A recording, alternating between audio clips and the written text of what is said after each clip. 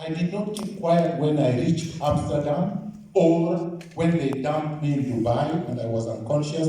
The moment I regained consciousness, I spoke.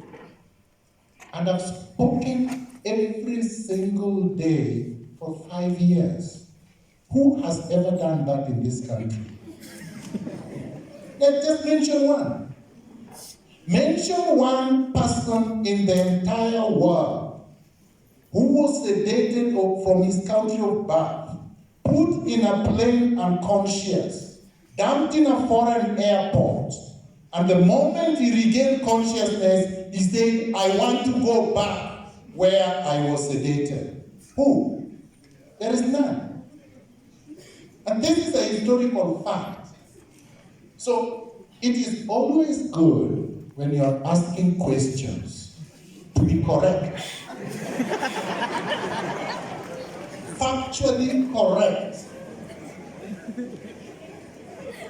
Because I am famous for deconstructing untruths. I have a PhD in deconstruction. All right? So I never kept quiet. I have never kept quiet. And I will never keep quiet. But it doesn't mean that I must say what you want. I will say what I want. Like Bantu Steve Biko wrote before he was assassinated in South Africa, I write what I like. I have a freedom of conscience, a freedom of thought, and freedom of expression. I will enjoy them robustly. All right? So I'm not silent. So let me go to the other question. I'll go in a roundabout manner. I have a pen. No, I put it in my pocket. All right, so that I hope I have answered. Now, there is another question that was asked. All of them are good questions. The fact that I'm deconstructing the question does not mean it is a bad question. If it was bad, I will not answer it, but all the questions are good. Now, tell us where we are heading to, which direction. And I should mention positives and negatives. So first of all, I don't think that my role, I'm not a bishop, I'm not a priest, I'm not the Pope, I'm not Prophet Owuor.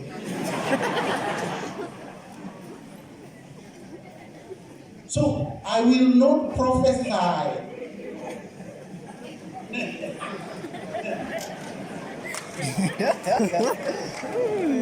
I will not prophesy. As a lawyer, I deal with evidence, facts, the law, logic, and I reach a conclusion. I remain there. I'm a very scientific man. I don't speculate. I leave that for others who want to do. So I restrain myself. As you have seen, I'm not the caricatures they show you on TV.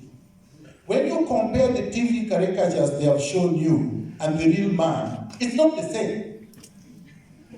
I think through what I say. I don't talk anyhow.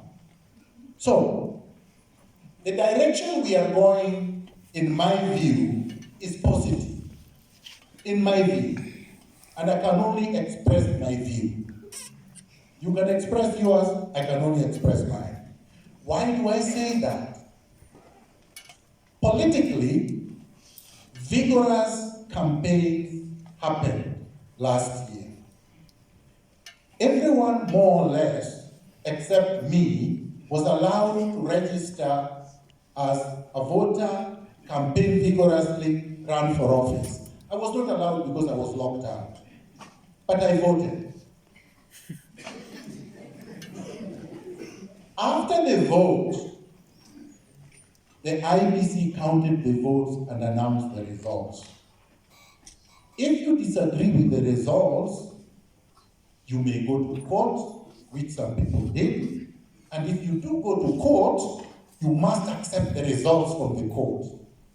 If you don't go to court, and that is your choice, in 2017, I did not go to court. I formed the National Resistance Movement. I made a choice, right?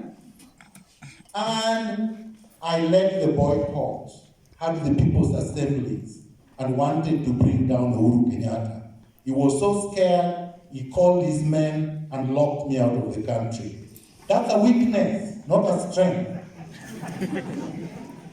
Because he could have faced me. I was unarmed, just one person speaking.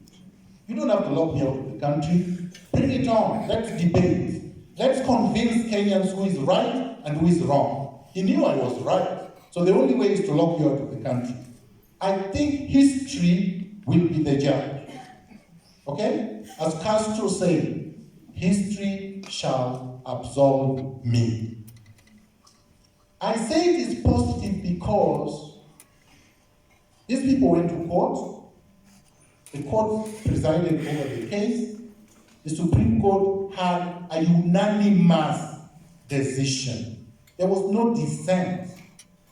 It would require incredulity for anybody to say that all these Supreme Court judges were somehow remotely through osmosis, hijacked, abducted, then somebody wrote their judgment and proclaimed the results. Or that they were complete idiots. We know that they are not. Right? It would also be quite remarkable for someone to say that all these people were bribed. So ask the question, and this is a logical question. So assuming that Ruto bribed all the Supreme Court judges, assuming that is true, ask the question, why couldn't Owuor do the same? Why couldn't Raila do the same? Who was in charge of the treasury at the time? Who had more money? Truthfully speaking, factually speaking. The man who controlled the treasury or another person who had fallen out with the controller of treasury? Certainly the man with the treasury, isn't it? So why couldn't he give them more? So that they could declare a Odinga president. So you can see the logic falls there. They say, oh, Ruto had a lot of money to distribute. How? How old is Ruto? Who is his father? How much did they earn?